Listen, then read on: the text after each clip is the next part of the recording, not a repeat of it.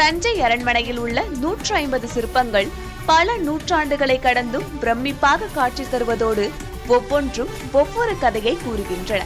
அது குறித்து இப்போது பார்க்கலாம்.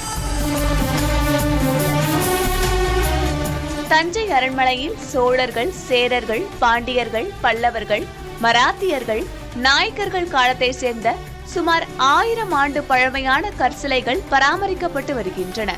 இதில் கஜகம்காரர் சிலை குறிப்பிடத்தக்க ஒன்றாகும். தாராசுரம் பகுதியில் உள்ள இது 12ஆம் நூற்றாண்டை சேர்ந்த 2ஆம் ராஜராஜ சோழன் காலத்தில் சிவபெருமானை அழிப்பதற்கு யானை வடிவில் வரும் அசுரனை அழிக்கும் வகையில் தத்ரூபமாக வடிவமைக்கப்பட்டுள்ளது.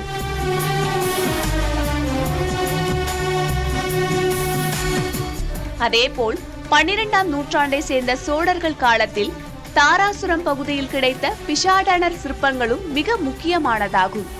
துர்காவனத்து முனிவர்கள் வேதத்தை கற்றுக்கொண்டு ஆணவத்துடன் இருந்த நிலையில் அவர்களுடைய ஆணவத்தை அழித்து இறைவன்தான் உயர்ந்தவன் என சிவபெருமான் உணர வைப்பதையும் இந்த சிலை எடுத்துரைக்கிறது.